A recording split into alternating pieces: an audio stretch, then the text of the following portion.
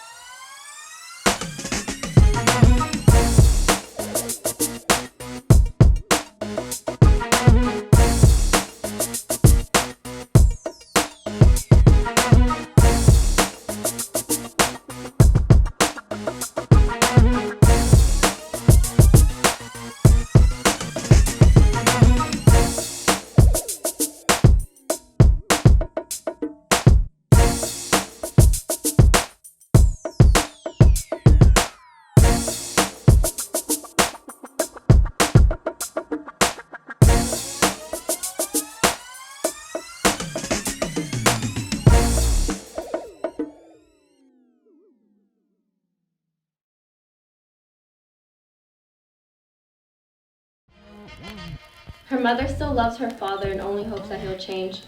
Years fly by and the family works their way back together like mending a broken heart. Some rather pretend like the bruised faces and the traumatized children never existed. Well, I still remember. Let's not beat around the bush here. I know what y'all think you mean. I'm suicidal, cut my wrist, I'm emo, blah blah blah. But you're all misinterpreting me as weak and slow. Artists like rappers like Eminem and Hobson and 9, just rappers that are good, and I wanted to follow their lead. It's not like that with dyslexia. You're stuck with it, forever broken, never being able to grow out of it, just there for life. Or I have a 6-year-old brother who's in 2nd grade, I believe, and he needs to help me read a Dr. Seuss book because I see words mixed up or I get the lines mixed up. Don't you think I'd want to read that to him instead of him read it to me?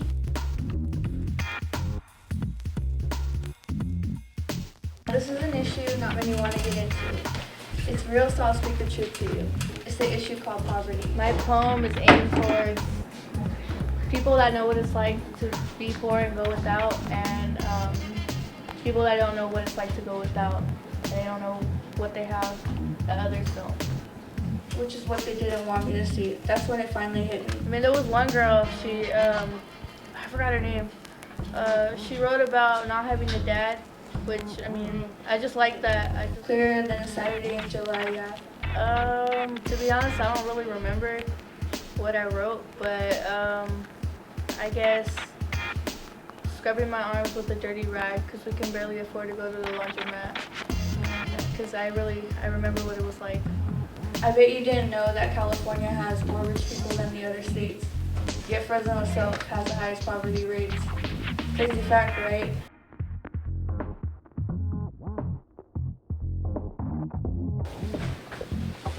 The only time I sit and listen is when others portray acts of discrimination which has made many people once do unnatural things. Well, we were learning about it in English, and I thought that since everyone else was doing it about their lives, that it'd be a good subject to do it on. I have seen many things and heard many things. I have seen discrimination being shown, but actions come in all directions. The worst are the emotions that come out at full force, causing darkness to become layers and layers of unending thoughts. Some people are saying that no other race has killed more people, raped more women, or destroyed more cultures than Caucasians. To the ones saying this, look at the damn mirror.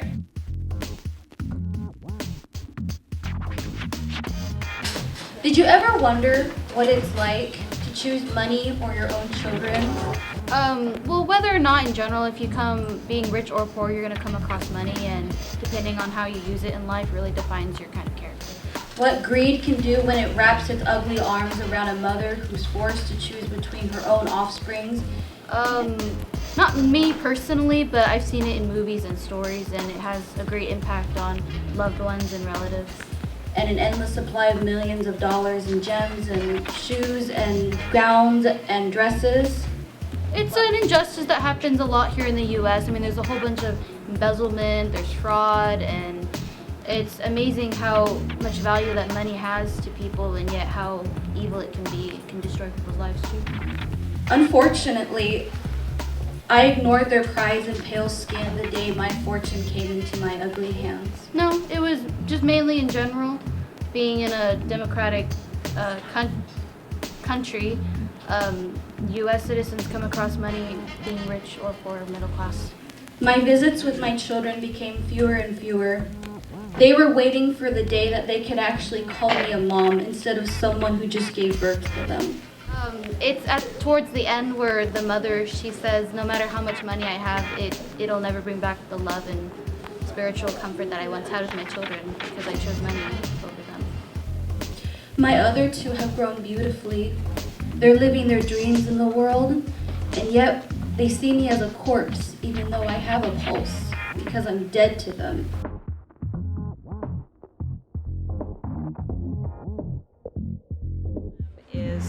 We're all junior students here at Hoover High School, and students were challenged to write a argumentative poem, something that addresses a controversial issue or something that they feel is important to address with society today. Dear Father, no, scratch that, not father, because the title father is earned, not given, and the only thing you've given is chromosomes to match up with my mother's to create me. My poem was about my father and how he disowned me when I was first born, and then he tried to come back into my life when I was younger. Please, it's easy. Just think of the daughter you left. I decided to choose this topic because it was very personal, and it was a topic I can really go into detail with. The daughter you pushed aside since birth because my characteristics were not what you wanted to see. My poem was aimed towards fathers who left their children when they were younger because of dumb decisions that didn't really add up. But instead of understanding, you chose to persecute. A father, I think, should treat you like he should give you advice. He should be there for you when you need him. He should help you through things, and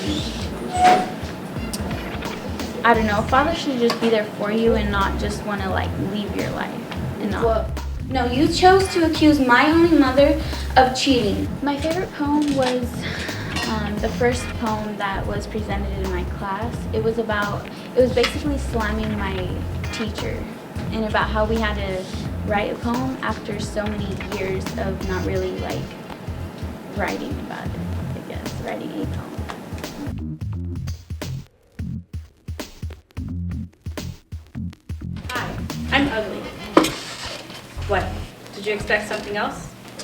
Would you rather me call myself beautiful? Why? How can I? My poem is about young women and how they should feel beautiful no matter what other people say. How can I stand up here with all my dignity and tell you that I am beautiful?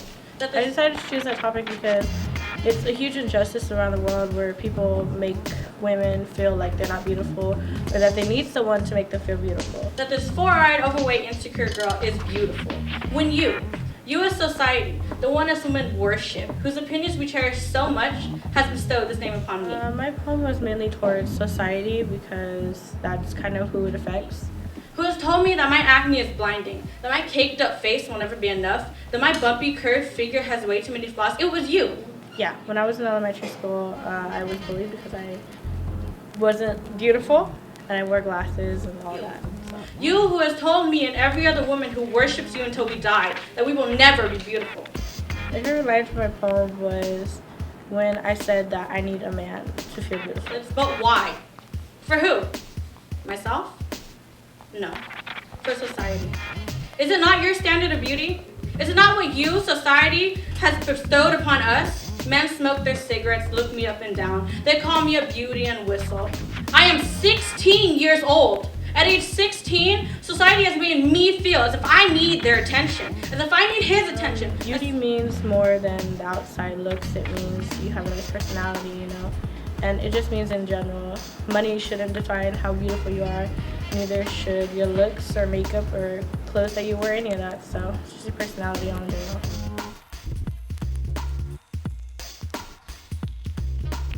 Land of the free?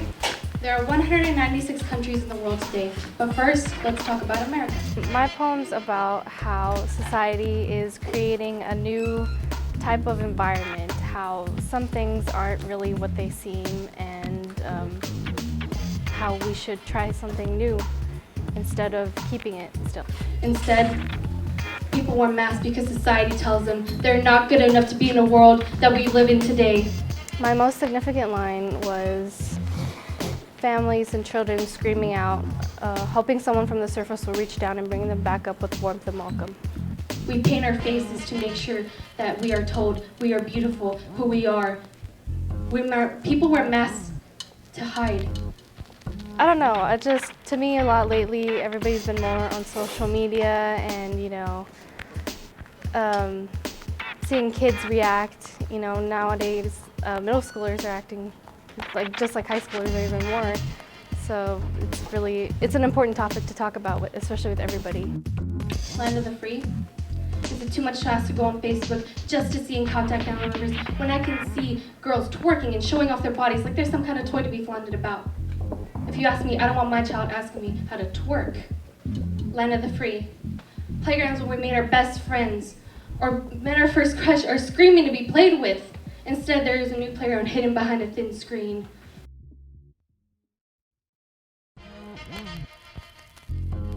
I am a broken piece of glass, broken off from society. Society is the plate which I am broken off from.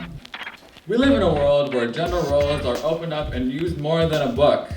Blue is a masculine color, pink is a feminine color. Rap music should only be listened to by men while dancey pop songs are made for women. My poem is about how it's about gender issues and how society tries to really just label me. Of being happy that her son has people to be himself around. The woman who should be there for a child and support him through anything said boys aren't supposed to play with girls. A line that was familiar to me, but I did not choose to see. I had a hard time picking a topic, and when I chose that topic, it was more of like I said, a personal thing.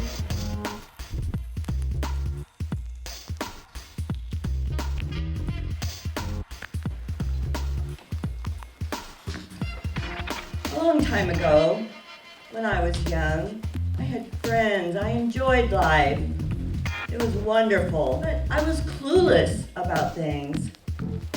However, I knew that my family cared for me just like God loves and cares for the world. I knew my family loved me, and I loved them. My family loved my life, and my laugh felt like an ocean breeze that engulfed their soul. I wish that all of you could feel that peace that I felt forever.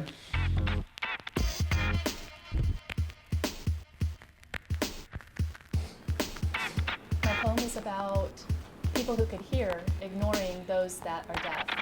And I know how the deaf people feel, and I notice myself that there's a lot of people who can hear that do ignore them. If you ignored a dog, it would die. Imagine it would die.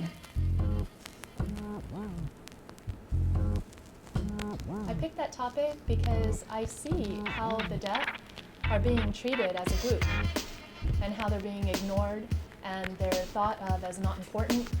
And so I decided that I'm going to let others know that it's not appropriate to ignore the deaf.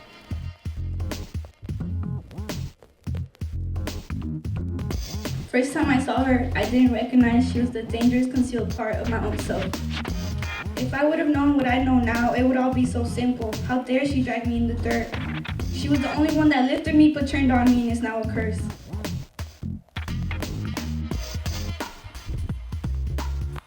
My name is Society, and I'm here to teach you a little life lesson. You will never be good enough. There's always going to be something missing, something that doesn't quite fit the mold of these impossible standards placed upon us. So why try? Trust me when I tell you you're never going to be pretty enough, skinny enough, smart enough, funny enough, nice enough. Are you starting to understand that you're never going to be good enough? Because that's my goal here, to get that stuck into your little brain and do a damn good job of it. Now don't get me wrong, I only want what's best for you here. You see, I'm trying to sculpt you into a strong, independent young woman.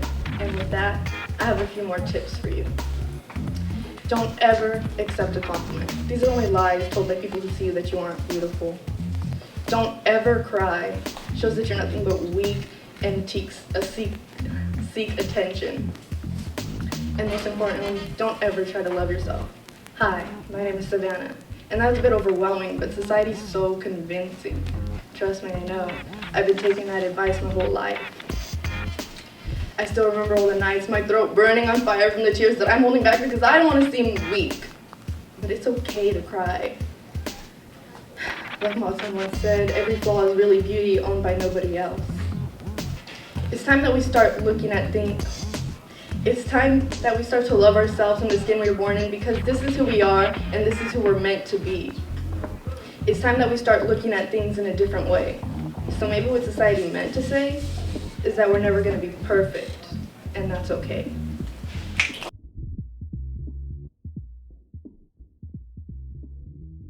There's 47 million people on the planet, and most of us have the audacity to think we matter. Hey, did you hear about the comedian who croaked? He got stabbed in the heart, just a little poke. But he keeled over because he went to battle wearing chainmail and made jokes. Hey, did you hear about the screenwriter who passed away? He was giving elevator pitches and the elevator got stuck halfway.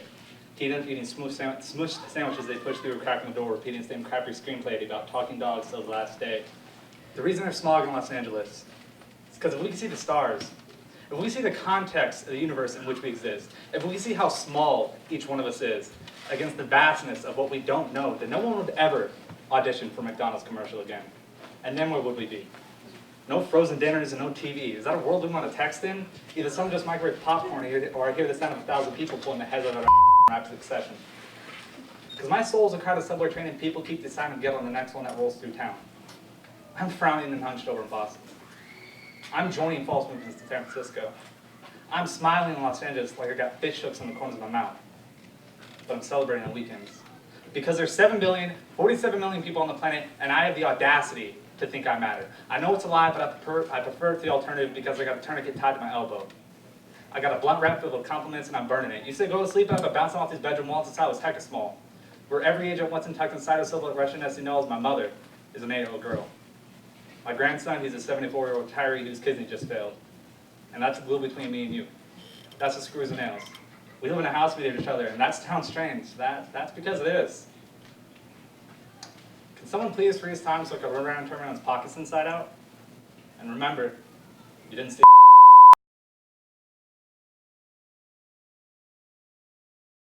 Titled Humanity.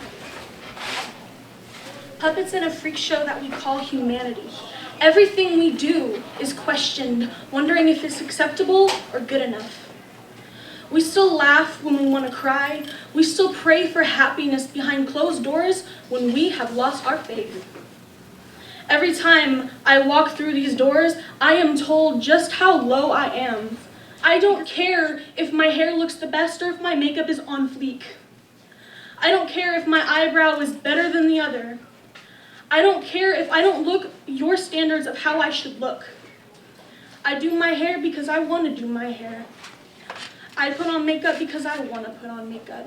You don't get to tell me what I should and should not do with my life.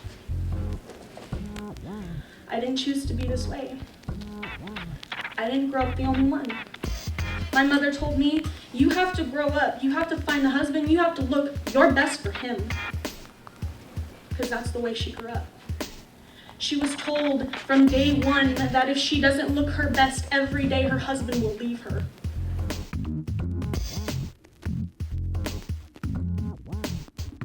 Sitting in the garage with strangers, waiting on the boy in front of me, trading an Xbox for a permanent glued paint form of art. I sat there terrified of the buzzing sound, feeling drowsy from all the smoke clouds in the air. When it was finally my turn, the guy asked what I wanted on my forearm, and I replied to my mother's name. He said, Enelina, what a beautiful name. What lies beneath her name is her covered up discolored skin after he came home drunk and laid hands on her. Anxiety and pressure running through her veins after getting a 10-day eviction notice on the door. Her bleeding, tortured heart and head with non-stop thoughts and lies because of a dead-beat husband who settled for someone younger. Where are we going to go now with no place to call home? What sacrifices does my mother have to make to put food on our plates? What are we going to do now without our father figure around?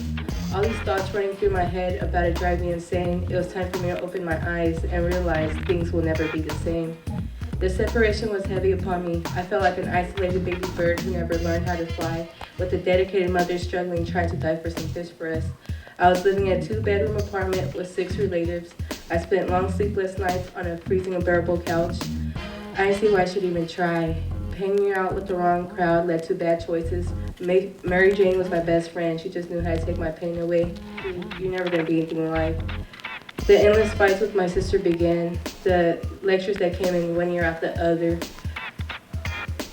The only thing I had left was the basket of clothes that followed me from house to house. Then the reality check hit me when I watched my hardworking mother collapse, the most precious thing on this world that I fear of losing. Then I realized I needed to do good not only for my mom, but for myself. The pain is now taken away with my new drug imprinted on my flesh. Enelina.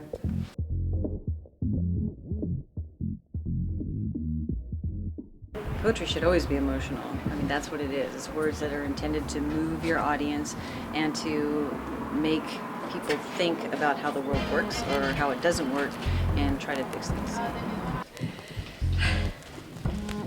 We sit next to you in class. You're a quiet one that never really talks unless needed to. We are usually ignored or treated like we're invisible to everyone. We are outsiders. The weirdos, the freaks, the emos and cutters. We are everywhere, but they try to hide us. But we're not gone.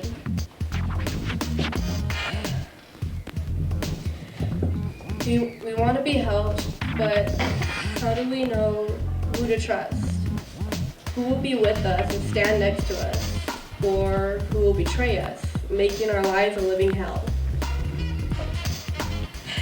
The teachers and counselors come that think they know everything, that think they have an answer for everything, but they really don't.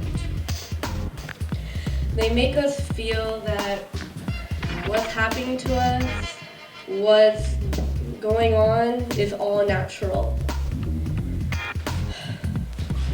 When we were little, people were everywhere. People that could have helped, people that should have listened. They gave us useless answers or words of stupidity. Words will never hurt you. It's only teasing. Ignoring it will make it go away. Deal with it yourself. These words hurt, and I don't think I could have taken it anymore. They were only in the 2nd grade. A girl who wanted acknowledgement, a boy with an accident that left him paralyzed forever in a wheelchair. A girl too big for her age that ate everything. And a boy who had everything but was too scary to talk to. No protection, no classes together, no way to help each other from the wave of insults and the explosion of pain. Blood and stones and sticks, blood and bruises, all over the girl who wanted acknowledgement. She fought, she retaliated, she helped in every way she could, but all it did was leave her in suspension. The suspensions left her friends helpless and hopeless. One day when she returned, she got the brimful news that the girl too big for her age had said goodbye to the world forever. But that's not how it is. Bullies are at the top. They're usually the most popular and the ones that can influence others. They are the ones that have the people help them, that are followed by others. They also say that when someone is bullied, it's obvious. You can tell right away when someone's being bullied, but that is not how it is.